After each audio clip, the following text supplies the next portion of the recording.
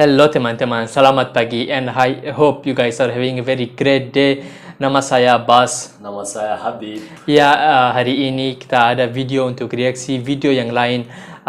Title video hari ini Geography Now Indonesia. This video is from Geography channel, Geography Now channel, so you can check the original video on their channel. And guys, video ini udah rekomendasi dari subscriber. Thank you very much. And kalau guys belum subscribe, please subscribe aja and like video ini. And let's go to this video, and setelah video ini kita discuss with you guys. Let's do it. Hey everybody, so if you don't know anything about Indonesia, basically all you have to know is that it's kind of like the Hawaii of the Muslim world, but it's like huge. It's like the biggest state, and with orangutans. And that's it, just no punchline. Let's just go to the intro song. The Hawaii of Muslim world. Now! Hey everybody, I'm your host Barbie. So as some of you know, I've been to Indonesia one time on one island for like 3 hours. I ate one dish, so basically I'm like the Indonesia expert, right? Well, if not, I'm kind of like the only guy on YouTube doing full profile. Only videos for like three this. So for now, hours. You'll just have to kind of deal with me for like the next 12 or so minutes. Woohoo! Default!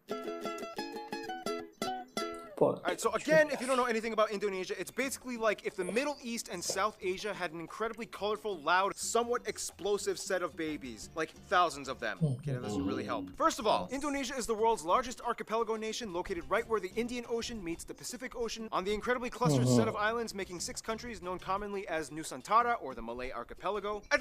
Indonesian Archipelago. Sure, whatever makes you happy. Indonesia actually has land borders with 3 of these countries, East Timor, Papua New Guinea, and Malaysia, on the biggest island Borneo or Kalimantan, which is one of the world's only 2 triple split nation islands, the other one being Cyprus. Although technically if you include the UN buffer zone, it's kind of like 4 entities, but the UN isn't a country, whatever, just watch the Cyprus episode. The country is divided into 34 provinces, 5 of which have special administrative statuses, with the capital and most populous city Jakarta located on Java, the world's most populous island with nearly half of the entire population of Indonesia in it. The largest cities after Jakarta are Surabaya and Bandung, both located on Java Island, and Medan, located on Sumatra. Jakarta, Soekarno, Something Hatta new for International, us. Bali's Ngurah Rai International in Despansar, and Surabaya's Juanda International. Now here's where things get a little speculative. Today there are still arguments claimed as to exactly how many islands Indonesia has. The National Coordinating Agency for Surveying and Mapping says Indonesia has about 13,500. The National Institute of Aeronautics and Space Agency says that it has about 18,300, whereas the Indonesian government claims about 17,500. But wherever the point is, there's a lot of them. Over 8,000. Yeah, I have heard 18,000. Yeah, I would think 18,000. they are the country with the most islands, but surprisingly Finland and Canada beat them. But a lot of their islands are kind of like boop-a-doop, little islands in the lakes, so does it really count? I guess. Now let's talk about the 5 special administrative provinces. They are Aceh, Yogyakarta, West Papua and Papua, and the capital Jakarta. Now, no surprise, the capital Jakarta acts as its own political entity. Lots of countries do that. But what about the others? First, Aceh. Aceh is kind of like the black sheep of Indonesia. It's the only province in which Sharia law is fully implemented. Also, they kind of have like a ton of oil, so yeah, they've kind of asserted a very independent ideology that sets them apart as autonomous from the rest of Indonesia. Then you have Yogyakarta, which is the only region that is still governed by a pre-colonial monarchy, the Sultan of Yogyakarta, who acts as a hereditary governor. Otherwise, we get the 2 Papuas, which collectively used to be the province called Irian Jaya, but then in 2003 they got split into 2. Basically, this is the place that has the least in common with the rest of Indonesia. It has a culture and background closer to their cousins across the border in Papua New Guinea. So then why is this part of Indonesia? Well, long story short, Indonesia was basically like, well, now that we have our full sovereignty, we get everything that the Dutch colonized. But the people of Papua were not too happy, so then Indonesia was like, alright, we'll give you a vote to stay or leave. However, we would strongly implore you to make the right decision. So they voted to stay in. A lot of people complained. There's still some current opposition, and to this day, the area has a relatively high level of autonomy, and the government kind of just leaves them alone except for when it comes to mining for resources. Oh, and the South Maluku area also kind of has like an independence dispute thing kind of going on, but the major opponents to the Indonesian government are primarily based in the Netherlands. Then you have the strange Riau Islands, which look like they should belong to Malaysia, but they don't, even though they have a strong Malay-derived culture. Then you have the Ambalat Sea Block, which has a ton of oil that both they and Malaysia argue over. So that essentially covers most of the administrative divisions of Indonesia. Some of the most notable spots of interest in Indonesia might include the National Monument and Museum, Royal Keraton na Yogyakarta Palace, Ratu Boko, the Magelang and chicken-shaped churches, Borobudur, disputably the largest Buddhist temple in the world, Maimum Palace, the Taman Sari Underground Mosque, the Equator Monument, the Pura Ulu Alun Danu Bratan Lake temples. Yeah, try to say that 5 times fast. Pura Alun Danu Batan Lake. The Millennium Bridge, the Sacred Monkey Temple, the Hellmouth or Elephant Cave, the 7-story pagoda of Cebu, the smoked mummy villages of Aikim and Jiwika in Papua. Or if you're lazy, you can just go to the Taman Mini Indonesia Indah Park, which kind of has like a bunch of replicas of all the famed sites in Indonesia. Oh, and keep in mind, there's Dutch colonial style buildings all over, too many ancient temples and pagodas to list. But no matter how many buildings and landmarks are built, they will never compare to what Mother Nature has done. Which brings us to... Indonesia's land is like that one ex we all had back in our 20s that we trusted a stupid friend to hook us up with. Super attractive, but almost killed you a few times. Indonesia lies on what is labeled as the prehistoric continental shelf known as Sundaland, which during the Ice Age times pretty much connected all of the islands together before the Wallace Line until the ice melted and filled in the gaps. Now this is where things get incredibly messed up. Not only is Indonesia right in the worst part of the Ring of Fire, but the country is basically smashed between 3 converging major continental plates. The Eurasian, the Pacific, and the Australian plates, with dozens of minor plates and rifts like the Sunda, Timor, Banda, Molucca, and so on. This in return gives Indonesia over 400 volcanoes, disputably more than any in the world, with over 150 active ones, making it the most volcanically active country in the world as well. This means on a daily basis, Indonesia experiences on average about 4 earthquakes a day, ranging anywhere between the small, timid 3 to a noticeable 6 on the Richter scale. And you never know where or when they will happen. Impressive. Nonetheless, volcanoes can be a good thing, especially when concentrated close to the equator, as the warmer, humid climate allows moisture and minerals to coalesce, creating some of the most fertile land on the planet. This is why places like Hawaii and Iceland are so radically different despite both being volcanic islands. In the end, Indonesia got blessed with a flourishing abundance of flora and fauna, the second highest concentration in the world after Brazil, many of which being endemic species like the Rafflesia arnoldi and the Titan arum, the largest flowers in the world, which each smell like rotting corpses. And at over 180, they also have the highest concentration of mammals out of anywhere in the world. Nonetheless, the national animal is actually a reptile, the largest in the world at 3 meters long, the famous Komodo dragon, which you can find a bunch of on Komodo Island, which is where they get their name from, and they can kill people. Just a heads up. And the surprisingly not national animal, even though everybody knows and loves them, the only great ape in Asia, orangutans, are only found on this archipelago as well. By the way, they look docile and quiet, but orangutans can rip off your arm if you anger them.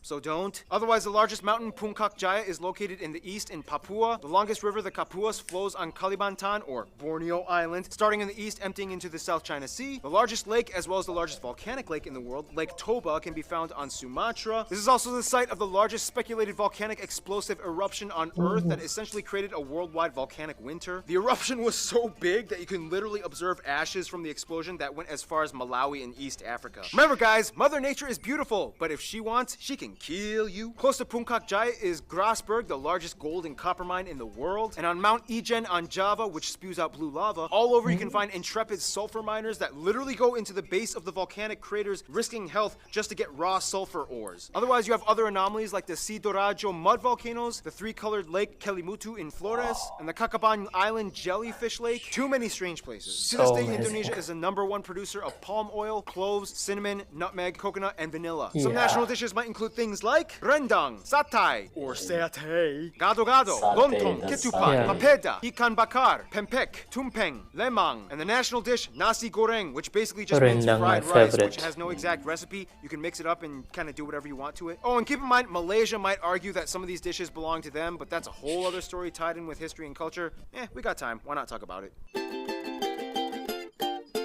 Now, there's a lot of curious mysteries when it comes to Indonesia's people. Like, how did they become predominantly Muslim? Or what's the whole deal with them in Malaysia? Or wait, this guy is considered an Indonesian? What? First of all, the country has about 263 million people, making it the 4th most populous country in the world, with the largest population of Muslims as well. Now, here's the thing. In a sense, yes, 95% of the population is considered native Indonesian. But that's an incredibly broad term, considering that Indonesia has about 300 different ethno-linguistic groups split up across all the island regions of the country. If you look at a map with the actual ethnic group breakdown, it kind of looks something like this. Nonetheless, the 2 largest parent ethnic groups are the Javanese that make up about 40%, the Sundanese that make up about 15%. Otherwise, the rest of the population is primarily made up of smaller groups and tribes that have only around 2 to 3% each, like the Batak, the Sulawesi, the Balinese, Minangkabau, Betawi, Papuan, Dayak, and so on. Finally, about 5% are non-indigenous Indonesians like Chinese, Arabs, Indians, and even a few Europeans. They also use the Indonesian rupiah as their currency, they use the Type C plug outlets, and they drive on the left side of the road. episode. And here's where things get a little confusing. Culture and language. The one thing that kind of unites all Indonesians is that they share the national language Bahasa Indonesia, which means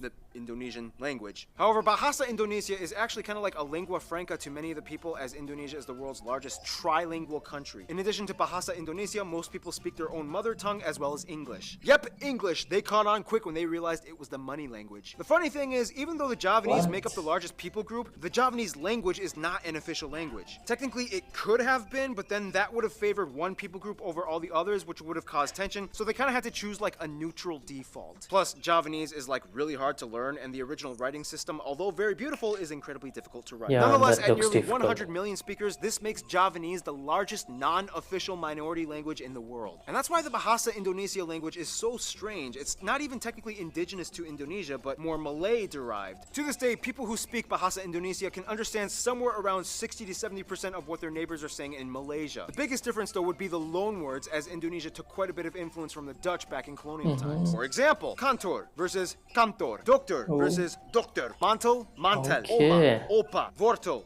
wortel. Speaking of the Dutch, quick history lesson. Hindu kingdoms, Buddhist kingdoms, Islamic kingdoms. The Portuguese come in quickly, but then the Dutch flock in. Japan comes in for a couple of years and decimates a huge chunk of the population. Independence, Republic, the Suharto years. Controversial incidents and fights with ethnic Chinese, Timorese, and Papuan peoples. Suharto falls, Reformation period begins, and here we are today. In Indonesia, all citizens are required to register under one of 6 recognized religion categories: Islam, Protestant, Catholic, Hindu, Buddhist, and Confucianism. If you don't identify with either, then sorry. Prior to Islam entering around the 13th century, Indonesia was actually primarily Hindu and Buddhist. It's disputed on how exactly Indonesia became prevalently Muslim. Some people will say that it's because of the Arab traders that came by in the early first millennium. Others will say that maybe it had to do with the Malacca Sultanate conquest that fought against the Hindu and Buddhist kingdoms. And the truth is, both might be right. Inevitably, Bali became like the last sort of haven for whatever Hindus were left. The eastern Nusa Tenggara region and the Papuas remained predominantly Christian, as the Dutch and Portuguese shared the gospel. Islamic culture in Indonesia is a little different from what it looks like in the Middle East. For one, most mosques don't have the typical dome structure, and actually many of them resemble Hindu temples, like the Demak Great Mosque. When a family member dies, their relatives might often come together and pray for a whole week, and then again on the 40th day, and then on the year anniversary, and then on the 500th day, and so on. Also, the night before Eid al-Fitr, the youth might gather and go around neighborhoods reciting the takbir. Those are some things you don't really typically find in the Middle East. Clothing modesty customs are pretty loose. Not all Muslim women wear hijabs, however, the ones that do might also complement it with Western clothing, like branded t-shirts with skin-tight sleeves and jeans. When I was in Indonesia, I saw a hijab-wearing woman with short sleeves and capri pants exposing her calves. I was like,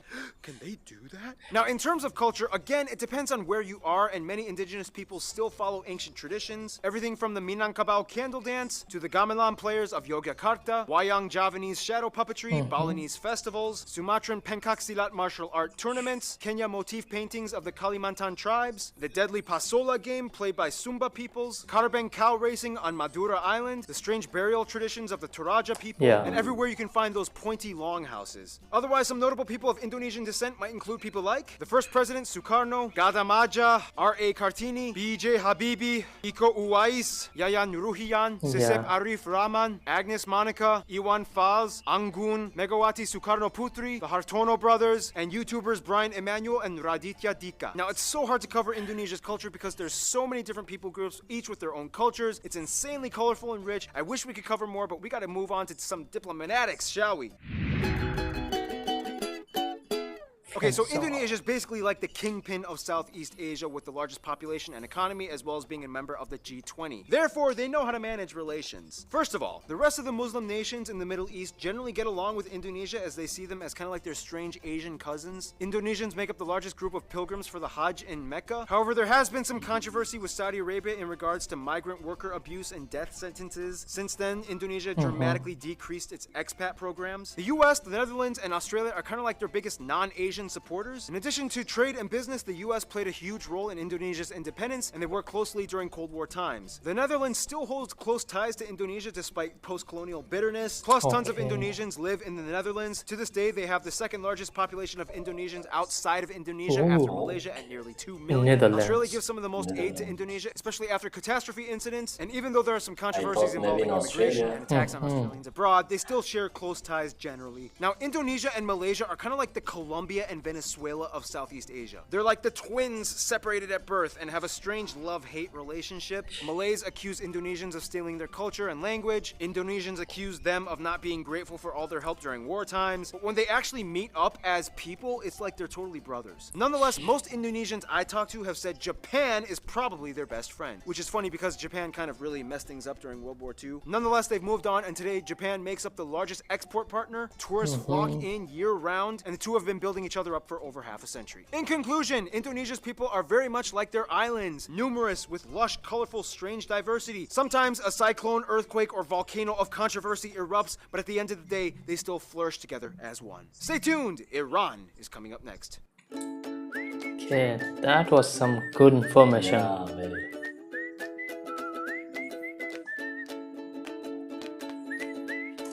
Guys, that was the video. It was really great and informative. Yep. Because like we didn't know most of that.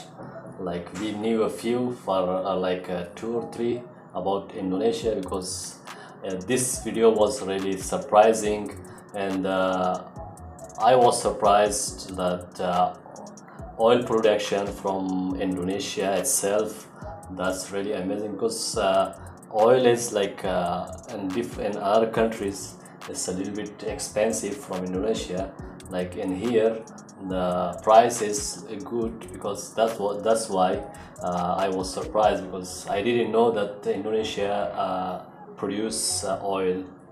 That was really surprising for me. Yes, it was a bit informative for us, because most of them we didn't know. We have been living in Indonesia for some years, but still Indonesia is very big, and that's why we don't know much about Indonesia. Still we don't know, and it was really informative video, and that was good, guys, that you recommended. We really enjoyed about Indonesia, about how many provinces it has, how many cultures, how many languages, and also that Indonesia and Malaysia has like 60 to 70% their language is also like the same. Yes. You can understand them when they are speaking. And that was the video, guys. We really enjoyed. I hope you guys also enjoyed watching our reaction. If you enjoyed, please make sure to like this video, subscribe our channel, and if you have any further videos to recommend, please write down in the comment section. We would surely react on them, and we're gonna see you in our next video. Till then, stay safe, take care of your health, and goodbye.